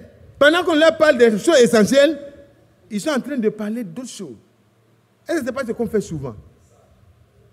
Mais le Seigneur va les ramener à l'essentiel. Continue. Seigneur, est-ce en ce temps que tu rétabliras le royaume d'Israël? Il leur répondit, ce n'est pas à vous de connaître les temps ou les moments que le Père a fixés de sa propre autorité. Amen. Ce n'est pas à nous. Les calculs des temps, nous laissons ça à ceux qui en ont la capacité. Vas-y. Mais vous recevrez une puissance, le Saint-Esprit survenant sur vous. Amen. Amen. Continue. Et vous serez mes témoins à Jérusalem, dans toute la Judée, dans la Samarie et jusqu'aux extrémités de la terre. Amen. Après avoir dit cela, il fut élevé pendant qu'ils le regardaient et une nuée le déroba à leurs yeux. Amen. Frères et sœurs, exactement comme dans la scène au bord du Jourdain, la première préoccupation d'Élisée a été amenée à être de posséder, de recevoir le même Saint-Esprit qui était sur Élisée. Les apôtres, quand le Seigneur était à la le dernier entretien, la préoccupation du Seigneur est que ses apôtres, ses disciples aient la seule préoccupation de recevoir le Saint-Esprit. Le message les a conduits où? Au scellement. Le message les a conduits à avoir la même expérience que les mêmes expériences qu'ont eu les premiers. Élisée, qu'est-ce qui se passe? Tu n'as pas de moyens, tu as laissé ta culture depuis longtemps. Et tout. On te demande, on te donne l'occasion de demander ce que tu veux. Après, ce soir-là, si le Seigneur venait et puis il dit, bon, c'est la dernière instance. Que chacun demande ce qu'il veut ce soir, mais qu'il demande une seule chose. Amen. Une dernière chose. Beaucoup risquaient de rater. Parce que le Seigneur a dû ramener ses apôtres à l'essentiel. Il dit ce que le Père a promis là. Vous dites, voyez, attendez ce que le Père a promis, ce que je vous ai annoncé. Vous savez que le Seigneur, pendant tout son ministère, surtout vers la fin, il leur a parlé du Saint-Esprit, Jean-Baptiste même a parlé de ça. Il dit, moi je vous baptise d'eau, mais celui qui vient après moi, il est plus puissant que moi. Son objectif principal, c'est de vous baptiser du Saint-Esprit et de feu. Frère, donc recevoir le message, c'est pour aboutir au baptême du Saint-Esprit et de feu, parce que c'est là seulement que nous pourrons être des vrais disciples du Seigneur, des vrais enfants de Dieu qui ont été ramenés à la foi de leur Père. Et pour arriver là, frère, il faut qu'il y ait de la persévérance dans un objectif précis. Les autres choses, Dieu dit, cherchez premièrement le royaume et la justice. Les autres choses, Dieu vous les donne. Qui croit que Dieu ne savait pas qu'Élisée avait des besoins? Élisée avait des besoins. Mais il a demandé l'essentiel. Qu'il y ait, je te prie. Ça veut dire ma prière. Ma prière, c'est d'avoir une double portion de l'Esprit qui est sur toi pour efficacement accomplir le travail après toi. Pour que je ne gâte pas les choses après toi. Qui veut, dans sa maison, dans sa famille, dans sa nation, être efficace dans le témoignage pour Jésus? Qui veut? Tu peux ne pas être marié, ça ne gêne rien. Tu peux être marié, ça ne gêne rien. Tu peux ne pas avoir l'argent, ça ne gêne rien. Tu peux avoir beaucoup d'argent, ça ne gêne pas Dieu. Tu peux être un savant comme Paul, ça ne gêne pas Dieu. Pourvu que tu comprennes que ton savoir n'est rien. Il faut devenir zéro pour que le Seigneur te donne la valeur à tes propres yeux. Et le Seigneur dit à ses disciples aussi ici, clairement. Oh là, c'est beau, hein? Mais vous recevrez une puissance, le Saint-Esprit, survenant sur vous. Ne restez pas là à calculer les temps, à être dans les discussions du message. Non, frère, le message nous conduit où? À la même vie que les premiers chrétiens. Quand vous lisez dans... Lis-moi Acte 4, verset 32. Frère Richard, rapproche-toi, parce que j'ai fini. Acte chapitre 4, verset 32. La multitude de ceux qui avaient cru n'était qu'un seul cœur et qu'une âme. Nul ne disait que ses biens lui appartinssent en propre, mais tout était commun entre eux. Les apôtres rendaient avec beaucoup de force témoignage de la résurrection du Seigneur Jésus. Et une grâce reposait sur eux tous. Amen. Et une grande grâce reposait sur eux tous. Car il n'y avait parmi eux aucun indigent. Gloire à Dieu. Amen. Tous ceux qui possédaient des champs ou des maisons les vendaient, apportaient le prix de ce qu'ils avaient vendu et le déposaient aux pieds des apôtres. Et l'on faisait des distributions à chacun selon qu'il en avait besoin. Arrête-toi là. Alors frère, ce n'était pas des choses qui ont été l'objet d'un appel. Ce n'est pas un appel de fond des apôtres. Ce n'est pas les apôtres qui ont dit venez avec tout ce que vous avez. Venez, Dieu va vous bénir, venez s'aimer. Venez s'aimer. Et puis vous allez récolter. Non, ce n'était pas des exhortations. C'était poussé par l'amour qu'ils avaient pour leur Dieu.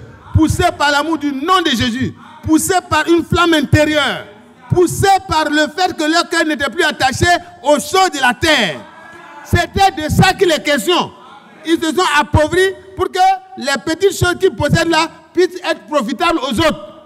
Ce n'est pas quelqu'un qui va te dire ça, c'est à l'intérieur de toi que ça doit se déclencher.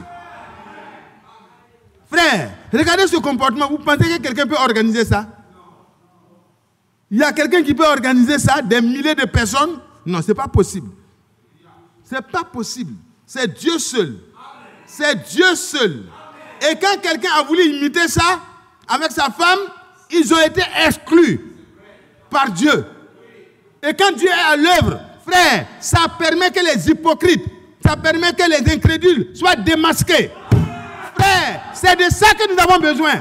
Dans l'église du Seigneur, ce n'est pas de beaucoup de connaissances seulement, mais c'est la connaissance de celui qui est l'objet de notre recherche. C'est le connaître lui-même. Qu'est-ce qui se passe? Regardez, allez au chapitre 5. Allez au chapitre 5, frère. Non, prends le verset 12. 12.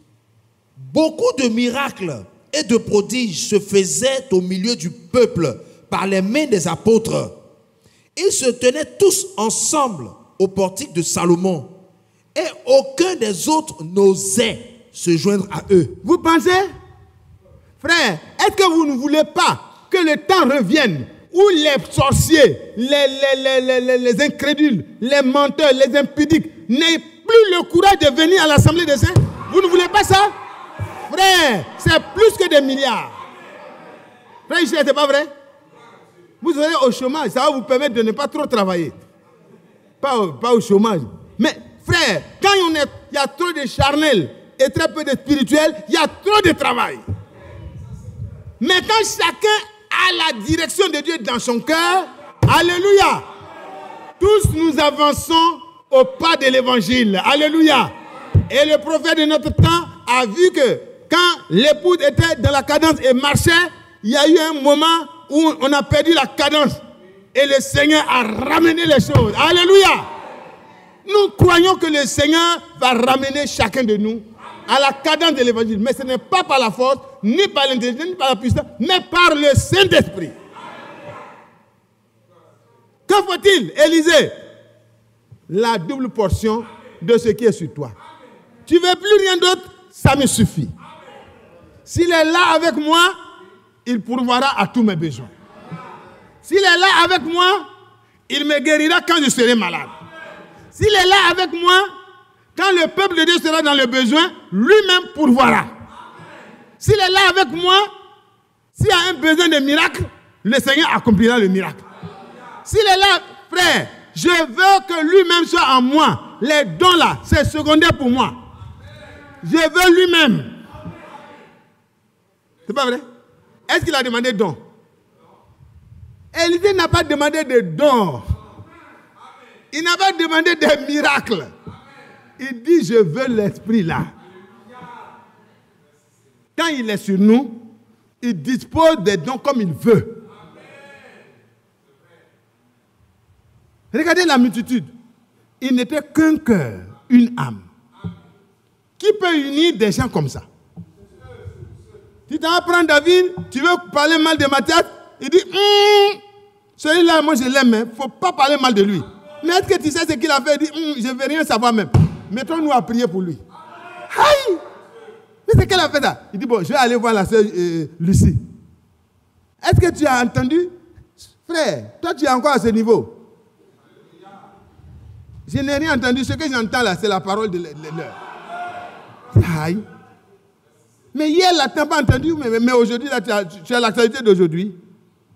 Tu ne sais pas que le frère a réglé son problème. Alléluia! Frères et sœurs, c'est le Saint-Esprit qu'il nous faut. Ça va arrêter les commérages. Ça va arrêter la haine. Ça va arrêter les jalousies. Ça va arrêter tout ce qui est du diable. Parce que le fruit de la chair, c'est ce que vous savez. Mais le fruit de l'esprit, c'est ce que vous savez. Et la multitude de ceux qui avaient cru n'était qu'un cœur. Ils étaient unis par le Saint-Esprit. Et vous allez voir, quand Élisée va revenir du Jourdain, les fils des prophètes là, quand ils vont voir, Élie n'a pas demandé un miracle. Hein. Mais quand l'esprit est venu sur lui, quand il a pris le manteau, qui était la partie visible, il avait reçu. Il dit, quand tu me verras partir, ce que tu demandes là, ça te sera accordé. Et il a vu Élie partir. Donc il croyait, frère. Oui, il n'y a pas eu un vent violent, il n'y a pas eu un tourbillon, il n'y a pas eu une colonne de feu qui est descendue. Mais il savait qu'il possédait la chose qu'il a demandée. Alléluia. Il repartait vers le Jourdain en ayant le manteau. Le manteau d'Élie ne peut pas être le symbole du péché. C'est pas vrai? C'est pas vrai. C'est le manteau de Barnabas. Hein, l'aveugle, c'est quoi? Comment on appelle? Bartimée. Voilà, ça on peut symboliser ça comme ça. Mais le manteau d'Élie, qui était sur son corps, imaginez, quand il était mort, quand il était dans la tombe, quand le cadavre a touché son corps, il est ressuscité. Vous savez, non, Dieu n'abandonne pas ses prophètes, même dans la tombe. Donc quand Élie montait, quand il est arrivé en haut quelque part, il a enlevé son manteau, il n'en avait plus besoin là-bas. Alléluia. C'est retombé. Lui, il a suivi toute la scène. Il voit le manteau qui est en train de revenir. Alléluia. Et le frère Branham dit que ça typifie le Saint-Esprit qui est redescendu sur les croyants le jour de la Pentecôte. Et quand c'est venu, c'est tombé comme ça. Et Élisée dit, j'ai demandé, j'ai reçu, je suis revêtu, c'est terminé, par la grâce de Dieu. Et il est parti, il a relevé le manteau et il a mis. Quand il est arrivé au Jourdain, il dit, j'ai la certitude. La foi, c'est une pleine assurance des choses qu'on espère. Alléluia. Il dit, où est le Dieu d'Élie qui a fait traverser le Jourdain? À mon maître et moi, il n'a pas ajouté ça. Où est le Dieu d'Élie? Parce que moi aussi, je veux traverser. Il était de l'autre côté. Il a eu l'audace de traverser, mais l'eau est revenue à sa place. Les autres étaient là, ils le regardaient. Tu dis que tu as le message. Frère, tu dis que tu as le message. Les gens voient. Les gens attendent de voir. Nous ne devons plus avoir honte, frère. À partir d'aujourd'hui, oublions les autres sujets. Ayons un sujet principal. Je n'ai pas dit que vous n'avez pas de besoins. Mais frère, il vaut mieux la confirmation de Dieu que les autres choses. Les autres choses, Dieu va vous les donner. Il est arrivé, il dit, où est le Dieu d'Élie? Wow. Et le Dieu d'Élie a répondu. Immédiatement. Et il voit le Jourdain qui s'ouvre. Vous savez, le Jourdain s'est ouvert une seule fois. D'abord, au temps de Moïse. Quand Josué était là en train de conduire le peuple, il a dit, quand la parole de Dieu, alléluia, l'arche de l'alliance, portée par les sacrificateurs sur leurs épaules, va arriver, quand les pieds de ceux qui portent l'arche de l'alliance, les pieds de ceux qui portent la parole, alléluia, vont toucher les eaux du Jourdain, les eaux vont s'arrêter. Et quand ils sont arrivés portés de la parole, quand ils ont touché le Jourdain, les eaux du Jourdain se sont arrêtées en amont. Les eaux se sont amoncelées. Le Jourdain s'est mis au garde à vous pour laisser passer le roi des rois, pour laisser passer le peuple de Dieu. Et quand les autres de l'autre côté ont vu que le Jourdain s'est arrêté, comme la mer Rouge a ouvert ses portes, ils ont dit, nous sommes foutus. Le Dieu d'Israël est avec Josué comme il a été avec Moïse. Nous sommes foutus. Et quand les filles des prophètes ont vu Élisée, ils ont commencé à dire, voilà, il a osé, on lui a dit de rester ici. Il est allé jusqu'à là-bas. Celui qui ouvre le Jourdain est parti. Est-ce que c'est vrai? Ils vont savoir que celui qui ouvre le Jourdain est là. Si nous disons que nous sommes revenus à la foi de nos pères les apôtres, frère, qu'est-ce qui va prouver aux autres? C'est parce que nous avons des brochures en pile? C'est parce que nous savons citer les versets de la Bible? C'est parce que nous savons prêcher en criant fort? Non. non, non. Vous recevrez une puissance. Le Saint-Esprit survenant sur vous. Parce que Dieu a des choses meilleures. Alléluia. Et favorable au salut pour nous. Quand il a tapé, le Jourdain a ouvert ses portes. Comme le Jourdain a ouvert les portes devant le porteur de la parole au temps d'Élie.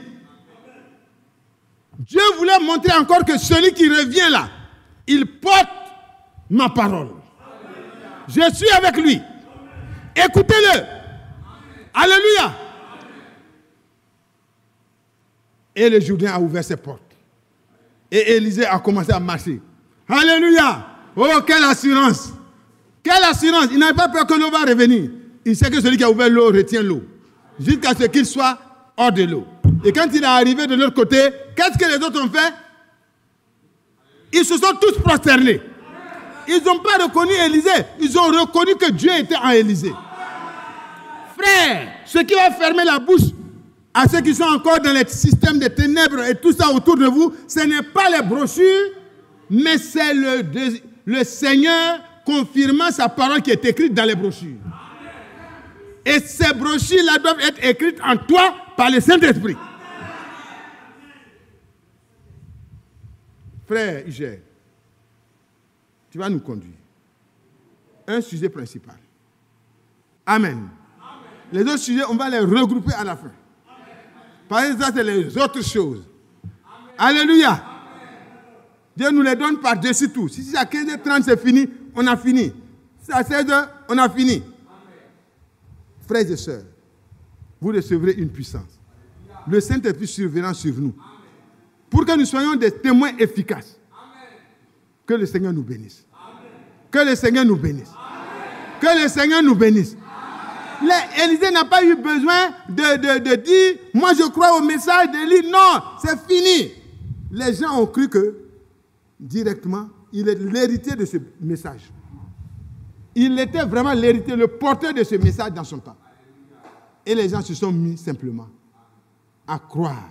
Comme au temps d'Élisée, quand Dieu a confirmé Élie, voyez, les gens, Israël, a abandonné les Baals, les Astartés, pour se mettre à suivre le message que Élie apportait, qui est conforme au message de Moïse.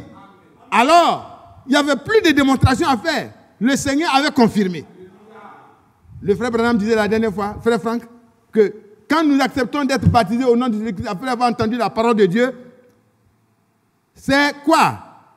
C'est la confirmation que nous avons foi dans le sacrifice de Jésus-Christ qui a été fait pour nous. C'est notre confirmation. C'est notre décision. C'est notre manière de dire à Dieu, nous sommes d'accord avec ce que tu as fait pour nous. Mais quand Dieu nous donne son esprit, nous scelle de son esprit, c'est la confirmation que Dieu atteste que notre foi est authentique. Et dans Romains 8, le verset 11, il est dit que si l'esprit de celui qui a ressuscité Jésus-Christ dans les morts habite en nous, ça veut dire que c'est maintenant. Alors, la résurrection d'entre les morts, la première résurrection est assurée. Si nous arrivons de mourir. Et si nous sommes encore vivants, alors nous pourrons être enlevés comme Élie. Parce que c'est l'esprit qui était en lui qui l'a fait marcher fidèlement jusqu'au bout et être enlevé. Comme Enoch. C'est parce qu'il marchait avec Dieu qu'il a pu être enlevé. Et si vous et moi nous marchons avec Dieu selon la parole de Dieu, l'Esprit de Dieu viendra comme témoignage de Dieu. Et après cela, ce qui nous reste, c'est de marcher jusqu'à l'enlèvement. Que Dieu nous bénisse. Que Dieu nous bénisse. Le même zèle jusqu'à la fin. Conservant le même zèle. Ayant foi et persévérant jusqu'à ce qu'on reçoive ce que Dieu nous a promis. Frère, quand on parle des promesses de Dieu, la promesse majeure, c'est le Saint-Esprit. Quand cette promesse est possédée, les autres promesses viennent. Et nous les possédons parce que la foi vient, elle est renforcée. Que Dieu nous bénisse. Frère bien-aimé, s'il te plaît.